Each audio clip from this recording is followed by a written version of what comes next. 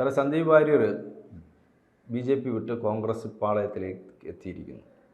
പാലക്കാട് ഇനി എന്ത് സംഭവിക്കും?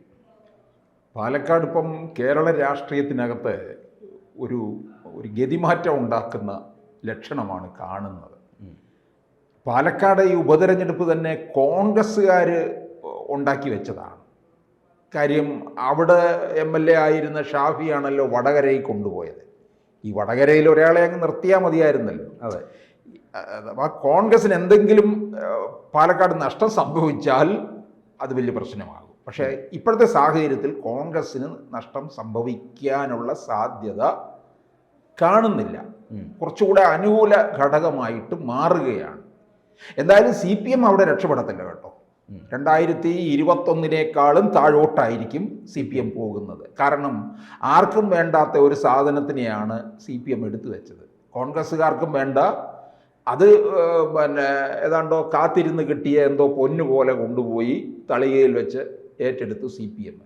അത് അവിടെ ഒട്ട് ജയിക്കുകയല്ല, കെട്ടിവെച്ച പണം കിട്ടിയാൽ CPMൻ്റെ മാനം നിലനിർത്താം. പക്ഷേ ഇവിടെ BJPയും കോൺഗ്രസും തമ്മിലുള്ള ഒരു മത്സരമായിട്ടാണ് അവിടെ നമുക്ക് കാണാൻ കഴിയുന്നത്. BJPക്ക് ആ സീറ്റ് പിടിക്കാമായിരുന്നു, പിടിച്ചെടുക്കാൻ കഴിയും, ഇനിയല്ല ആയിരുന്നു. കാരണം കൃഷ്ണകുമാർ നല്ല സ്ഥാനാർത്ഥിയായി, കൃഷ്ണകുമാറിനോടൊന്നും വിയോജിപ്പില്ല. പക്ഷേ അതിനോടൊപ്പം തന്നെ ഉയർന്ന മറ്റൊരു പേര് ശോഭാ സുരേന്ദ്രനായിരുന്നു. ഇതിൽ കൂടുതൽ സാധ്യത ശോഭാ സുരേന്ദ്രനായിരുന്നു. ശോഭാ സുരേന്ദ്രന് കൊടുക്കണമായിരുന്നു. 2016 ശോഭയോടെ മത്സരിച്ചതാണ്. കൃഷ്ണകുമാർ VSനെതിരെ മലമ്പുഴയിൽ മത്സരിച്ചു, പിന്നീട് പാലക്കാട് ലോക്സഭാ സീറ്റിലൊക്കെ മത്സരിച്ചിട്ടുള്ള ആളാണ്. പക്ഷേ BJP പാലക്കാട് മുനിസിപ്പാലിറ്റി ഭരണമുണ്ട്. അത് അവിടെ അല്പം ഒരു ഭരണവിരുദ്ധ വികാരം നിൽക്കുന്നുണ്ട്. അതുകൊണ്ട് പാലക്കാട് അതുകൊണ്ട് BJPക്ക് അവിടെ അതൊരു ക്ഷീണമാണ്.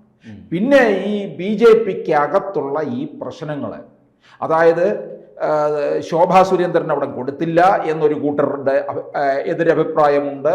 പിന്നെ സന്ദീപ് വാര്യരുടെ മുറുമുറുപ്പും, സന്ദീപ് വാര്യർ BJP കളഞ്ഞിട്ട് പോകുന്നത്, BJPയിൽ നിന്ന് കോൺഗ്രസിലേക്ക് പോകുന്നത് കേരളത്തിൽ അങ്ങനെ ഉണ്ടായിട്ടില്ല.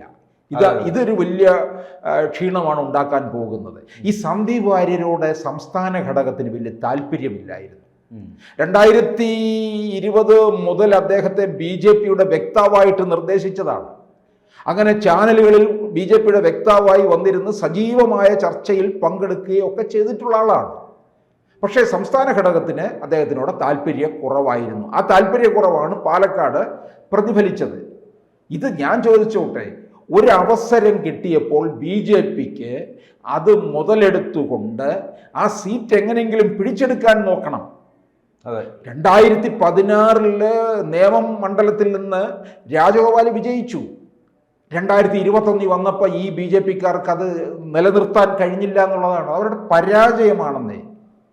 അത് കേരളത്തിൽ കിട്ടുന്ന അവസരങ്ങൾ മുഴുവൻ ഇല്ലാതാക്കി. ഇപ്പം തിരുവനന്തപുരം പാർലമെൻറ്റ് മണ്ഡലത്തിൽ രാജീവ് ചന്ദ്രശേഖർ വിജയിക്കേണ്ടതാ, വിജയത്തോടെ തന്നെ അടുത്ത് നിൽക്കുക. 15,000 വോട്ട് മാത്രമേ കുറവ് വന്നിട്ടുള്ളായിരുന്നുള്ളൂ.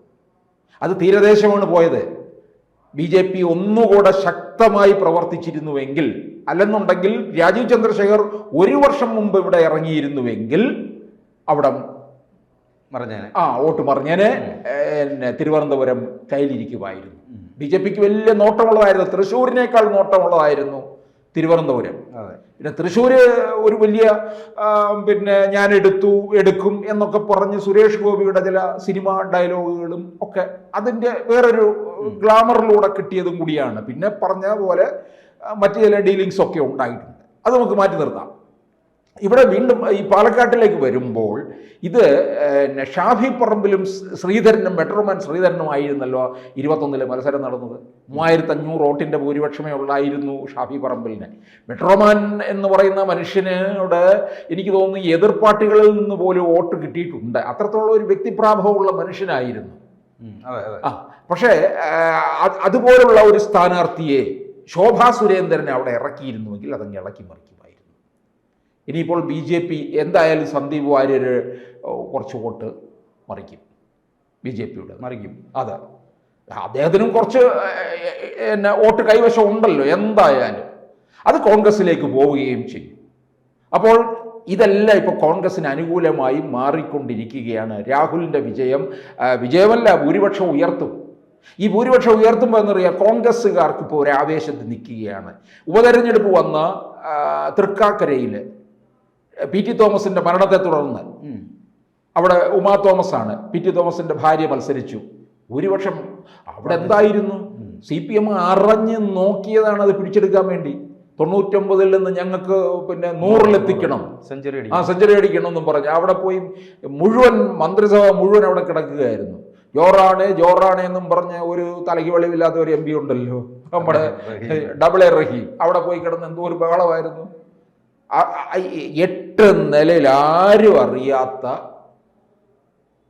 ഒരാളെ കൊണ്ട് അവിടെ സ്ഥാനാർത്ഥിയായിട്ട് നിർത്തി. ഒരു ഡോക്ടറാണ്,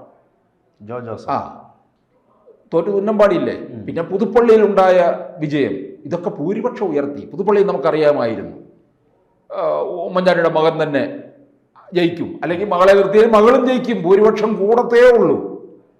കാരണം ഉമ്മൻചാണ്ടി നേടിയെടുത്തിട്ടുള്ള നമ്മൾ കണ്ടതാണ്. ഉമ്മൻചാണ്ടിയുടെ അവസാന നാളത്തെ ആ ചടങ്ങുകളൊക്കെ കണ്ടതാണ്. അതെ, അതവിടെ പ്രതിഫലിച്ചു. അപ്പോൾ കോൺഗ്രസ്സുകാർക്ക് പൊതുവെ ഒരു വലിയൊരു ആവേശമായി. അപ്പം ഈ ഉപതെരഞ്ഞെടുപ്പിലൂടെ രാഹുൽ മാങ്കൂട്ടത്തിൻ്റെ ഭൂരിപക്ഷം വർദ്ധിക്കുമ്പോൾ അവർക്ക് ഇത്തിരി ആവേശമാണ്. 2026 നമ്മൾ അടുക്കുകയാണല്ലോ എന്നുള്ള ഒരു കണക്കുകൂട്ടൽ അവർക്ക് നിൽക്കുന്നുണ്ട്. BJP തന്നെ ആയിരിക്കും 2ാം സ്ഥാനത്ത്. BJPയുടെ വോട്ട് വിഹിതം കുറയുമോ ഇല്ലയോ എന്നുള്ളതാണ് അറിയേണ്ട വേറൊരു കാര്യം. സന്ദീപ് വാര്യരുടെ എഫക്റ്റ് അവിടെ ബാധിക്കും.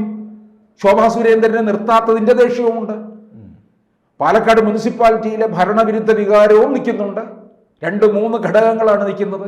BJP കിട്ടുന്ന അവസരം മുതലാക്കത്തില്ലെന്ന് ഇവര് പണ്ട് കാലത്തെ തുടങ്ങിയതാണ് ഇത്തരത്തിലുള്ള കുഴപ്പങ്ങൾ. അതാണ് ഈ സംസ്ഥാന ഘടകത്തിൻ്റെ ഒരു പിടിപ്പുകേടാണെന്ന്. തിരുവനന്തപുരം കോർപ്പറേഷൻ അടുത്ത തവണ പിടിച്ചെടുക്കുമെന്നും പറഞ്ഞാണ് നിൽക്കുന്നത്. ഈ പോക്ക് പോയാൽ പിടിക്കത്തില്ല. അതിനോട് അടുത്ത് നിൽക്കുകയാണ്. രാജീവ് ചന്ദ്രശേഖർ വാങ്ങിയ വോട്ട് കണക്കെടുക്കുമ്പോൾ ഇവർക്കിവിടെ തിരുവനന്തപുരം ജില്ലയിൽ തന്നെ പല നിയോജക മണ്ഡലങ്ങളും ഇവർക്ക് പിടിച്ചെടുക്കാൻ കഴിയും BJPക്ക്. അത്തരത്തിലാണ് ആ കണക്ക് കാണിക്കുന്നത്. പക്ഷേ ഇവരുടെ ആ ഒരുമയും ഇവരുടെ ഈ വിഭാഗീയതയുണ്ടല്ലോ തുടർന്ന് പോയി കഴിഞ്ഞാൽ അതുണ്ടാകത്തില്ല എന്നുള്ളതാണ്. 2026 BJPയുടെ കണക്കുകൂട്ടല് ഇപ്പോൾ കഴിഞ്ഞ ലോക്സഭാ തെരഞ്ഞെടുപ്പിന്റെ വോട്ട് നേടിയതിന്റെ അടിസ്ഥാനത്തിൽ നോക്കുകയാണെന്നുണ്ടെങ്കിൽ 10 മുതൽ 15 സീറ്റിനകം വരെ BJPക്ക് നേടിയെടുക്കാൻ കഴിയും അസംബ്ലിയിൽ. 2036 ഇവരുടെ നോട്ടം. കേരളം ഭരിക്കാൻ പറ്റുമെന്നുള്ള രീതിയിൽ നടക്കുമായിരിക്കാം. പക്ഷെ നടക്കണമെന്നുണ്ടെങ്കിൽ ഈ പറഞ്ഞതുപോലെ ഇവരുടെ വിഭാഗീയത അവസാനിപ്പിക്കണം എന്നുള്ളതാണ്. ഇപ്പൊ ശോഭാ സുരേന്ദ്രനെ ഇറക്കണമായിരുന്നു എന്ന് ഞാൻ പറയുന്നത് എന്തുകൊണ്ടാണ്? ശോഭാ സുരേന്ദ്രൻ മത്സരിച്ചിടത്തെല്ലാം തന്നെ ഒരു വലിയ ചലനം ഉണ്ടാക്കി വോട്ട് വിഹിതം വർദ്ധിപ്പിച്ചു. 2016 ശോഭയായിരുന്നു എവിടെ മത്സരിച്ചത്? പാലക്കാട്ട് മത്സരിച്ച നിയമസഭയിൽ. അങ്ങനെ നിയമസഭയിൽ മത്സരിച്ച് കഴിഞ്ഞു. വോട്ട് വിഹിതം 2011 നിന്ന് കൂട്ടി വോട്ട് വിഹിതം. 2016 വോട്ട് വിഹിതം കൂടി, 2021 കൂടി. അങ്ങനെ കൂടി വരികയാണ് ചെയ്തത്. ശോഭാ സുരേന്ദ്രൻ ഇനി മലപ്പുറത്ത് കൊണ്ട് നിർത്താൻ അവിടെയും ഒരു ചലനം ഉണ്ടാക്കി BJPയുടെ വോട്ട് വിഹിതം വർദ്ധിപ്പിക്കും. അപ്പോൾ BJPക്ക് അവിടെ നിരവധി പ്രതികൂല ഘടകങ്ങൾ ഉണ്ട്. കോൺഗ്രസിന് ഓരോ ദിവസം കഴിയും തോറും അനുകൂല ഘടകങ്ങൾ ഉണ്ടാകുകയാണ്. CPM നാടകം കളിച്ചല്ലോ ട്രോളിയൊക്കെ ആയിട്ട്. അതൊക്കെ ആർക്ക് മാറി? രാഹുൽ മാങ്കൂട്ടത്തിന് അനുകൂലമായിട്ട് മാറുകയാണ് ചെയ്തത്. സന്ദീപ് വാര്യറും വന്നിരിക്കുന്നു. അപ്പോൾ പാലക്കാട് കോൺഗ്രസിന് തന്നെ. കൂടുതൽ വാർത്തകളും വിശേഷങ്ങളും നിങ്ങളിലേക്ക് എത്താൻ ABC മലയാളം സബ്സ്ക്രൈബ് ചെയ്യുക, ബെൽ ബട്ടണും അമർത്തുക.